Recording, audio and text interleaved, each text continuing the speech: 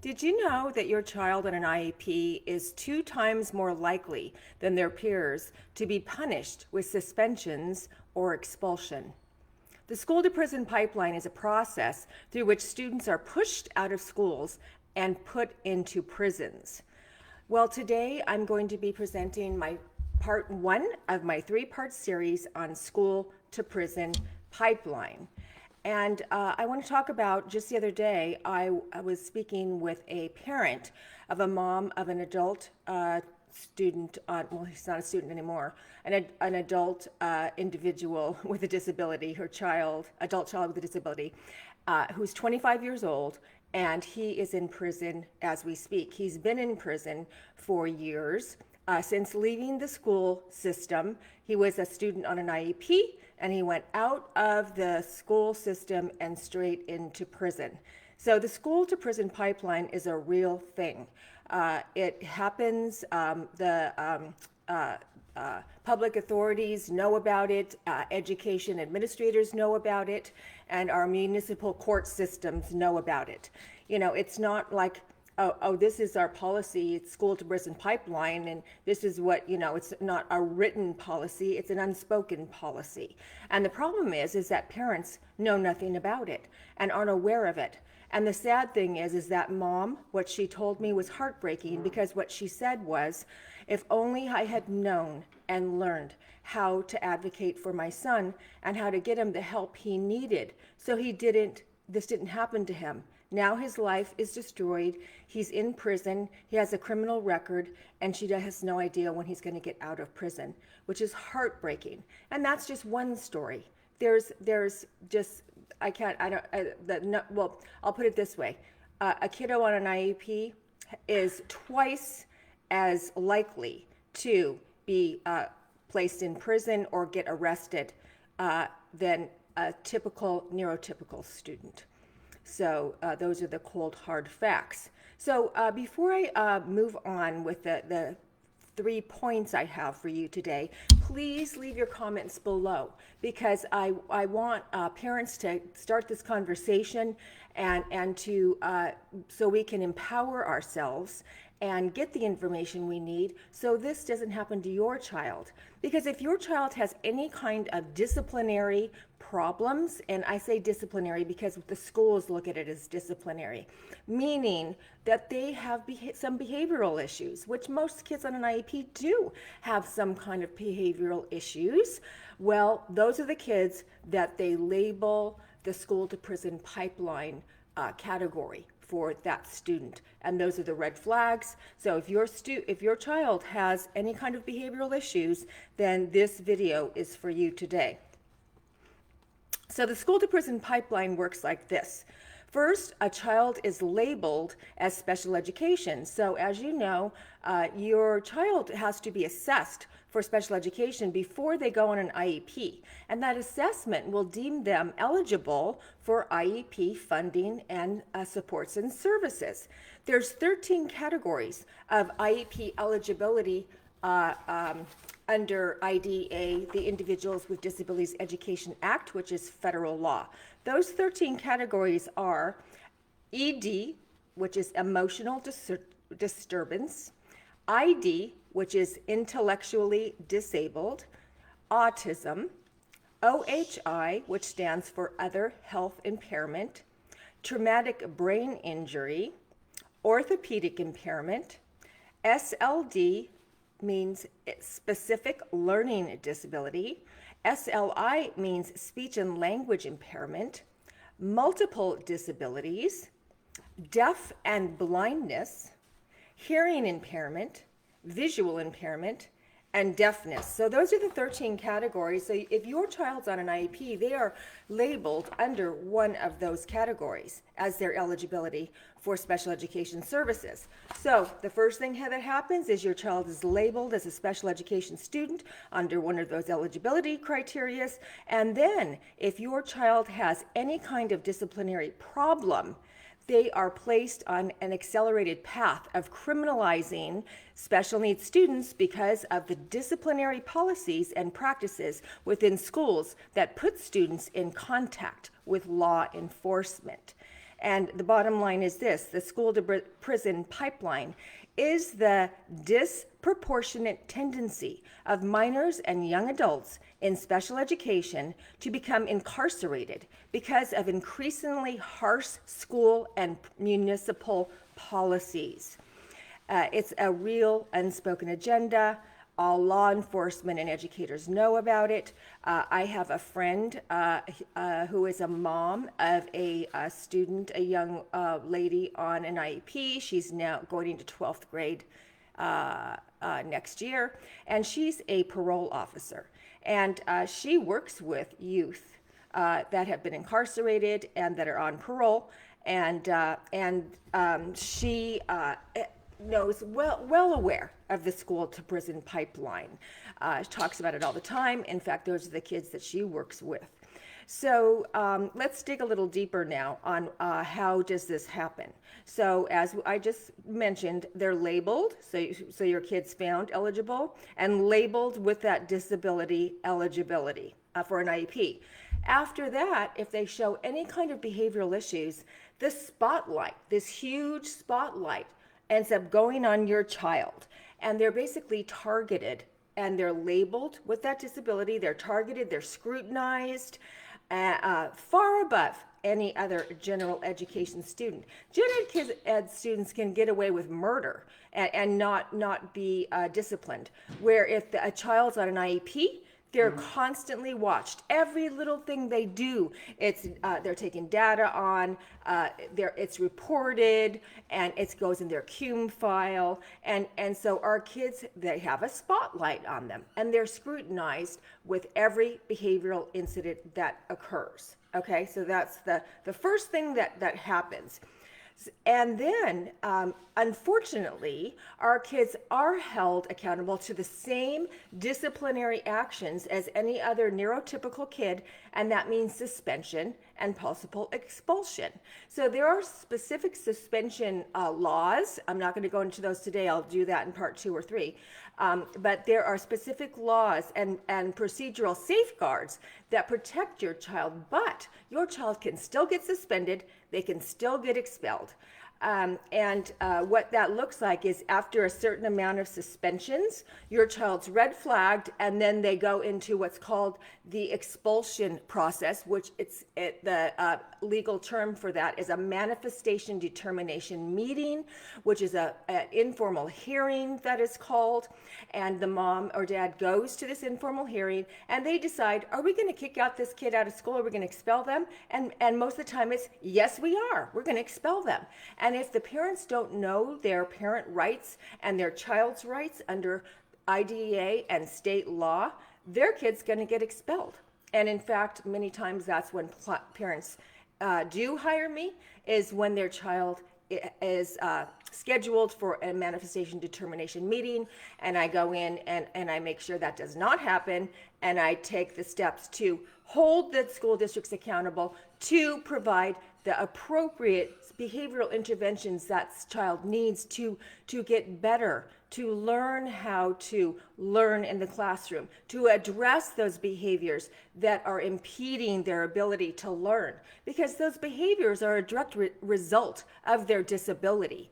Most of the time, those behaviors are not because they're being bad, or they are disciplinary bad kids, or they're just acting out and being disruptive and being defiant. Most of the time, the majority of the time, it's because it is a direct result of that student's disability. So then researchers have found that even one suspension in 9th grade doubles the likelihood that students will drop out eventually. So once they get suspended, the spiral starts spinning downward into that school to prison pipeline. They get suspended again, and the next thing you know, they're on a manifestation informal hearing, and they're getting expelled. And they go, and then they go right into these non-public schools that are for kids that have been expelled because of their behavior. And so what happens? They're stuck in these schools with all these other kids that have extreme disciplinary problems. So they learn more disciplinary issues, and they act out even worse. And then they end up getting arrested, and then they're in the pipeline. Boom. The next thing you know, they're in prison. And so that's in a nutshell how the school to prison pipeline works. Now, the general education disciplinary actions that school districts enforce, they are not appropriate for kids on IEPs. Kids on IEPs don't learn a damn thing by being suspended and staying home one day. They're like, yoo-hoo, I get a day off of school. I don't have to go to school today because it got suspended. They look at that almost as a reward.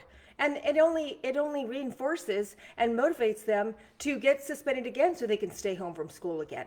Those are never recommended.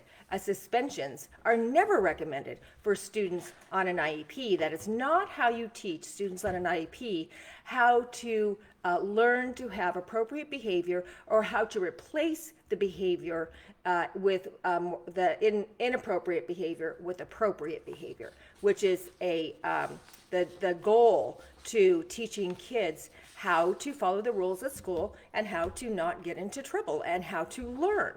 Okay, so what should happen when this happens, when kiddos act out, or when there is a possible suspension coming up, or even when behavioral issues become a problem for a child? What is the school district obligated and responsible to do and has the duty to do under IDEA? Well, that is supposed to immediately trigger an IEP meeting so that the IEP team can determine what's the problem here. Why is this child having these behavioral issues? Let's look at this.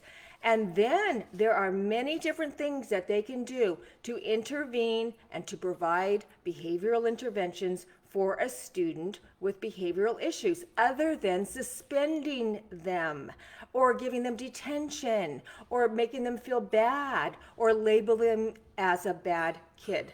So some of those things are developing a behavior intervention plan, asking for functional behavior assessment, or asking for an educationally related mental health services assessment, or asking for a RAP assessment. I'm not going to go into the details of those today. That'll be in the next part 2 or 3. But that is what should happen. That is what the school district should do. But they do not do that. They do not. What happens is the parent has to ask for those assessments. In fact, the parent has to fight for those assessments. I just had an IEP last week, and this young man who is a client of mine, he has an IQ of 125. This kid is really smart, really intelligent, but he has ADHD, and he has a learning disability, and he has depression and anxiety, and he has behavioral issues. He destroys his room. He puts his fists through walls. He started cutting. He has behavioral issues, but he's a super smart kid. Well, they weren't doing anything in terms of how they're going to help him at all. So I requested a FBA, functional behavior assessment, to develop a behavior intervention plan, and I also requested an ERMS and a RAP assessment. And guess what? The psychologist denied all of those assessments, which is unlawful, and I'm going to be filing a compliance complaint on that district. So that's a perfect example right there of how districts approach or intervene when kids have these kinds of issues. Parents have to learn to advocate, or you're never going to be able to get what your child needs. And unfortunately, those kids are at risk to be placed on that track of going from school to prison pipeline.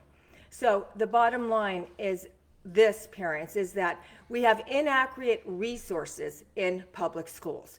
And those inadequate resources look like our overcrowded classrooms, as everybody knows. We have a lack of qualified special education teachers. So many special education teachers don't have a clue how to teach kids with behavioral issues. They haven't been trained on behavior interventions or behavior support plans or best practices or evidence-based practices on behavior interventions. There's a lack of training. There's also this discriminatory attitudes that teachers have, that's a bad kid, he's a disruptive kid, he disrupts my classroom, I don't want him in my class anymore.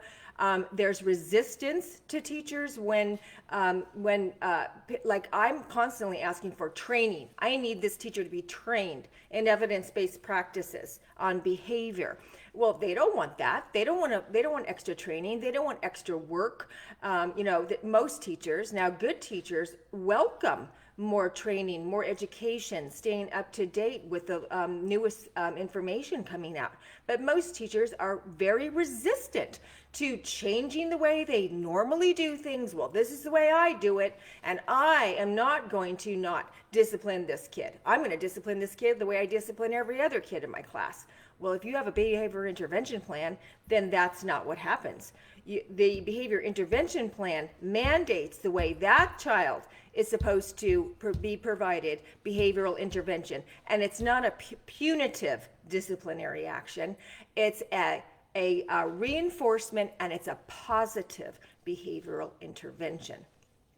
So also service providers, speech and language pathologists, occupational therapists, adaptive physical education teachers, many of the service providers, they also are not trained appropriately in how to deal with kids who have behaviors. And so the psychologists, they come in and they'll do their assessment, their FBA, functional behavior assessment, and they've never seen this kid, they've never worked with this kid, they don't know this kid, they probably didn't even look at the history of the file, and they do an assessment, and they won't write appropriate behavior intervention plans. And even if they do write a good one, nobody follows it. They don't train the teachers how to implement it. It's just a piece of paper that gets put in the file. You have an IEP meeting, they review it, they talk about it. Oh, isn't that nice? What a nice behavior intervention plan. And then the meeting goes on and nothing ever happens. So there's steps parents have to take to make sure that BIP is enforced and everybody actually does it across settings. I'll be going into that deeper as well in the next part 2 and 3. And also counselors at the school site. So an ERMS assessment, an educationally related mental health assessment, can provide counseling. And this isn't from a school counselor that schedules classes. These are from actual counselors that have degrees in counseling kids and how to counsel kids with behaviors and with mental health issues.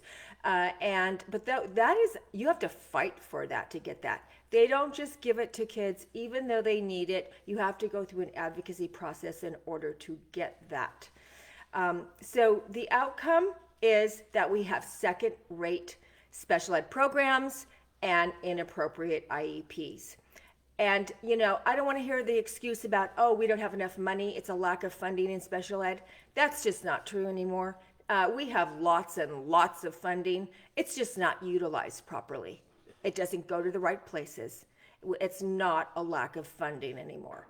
So if a parent doesn't know how to advocate for their child with a disciplinary problem, they're not only not going to receive an education and probably not graduate high school, but they may end up in the school to prison pipeline, because most of those kids in the youth prisons or youth jails, they are mentally ill, or they have emotional disturbance, and they have disabilities.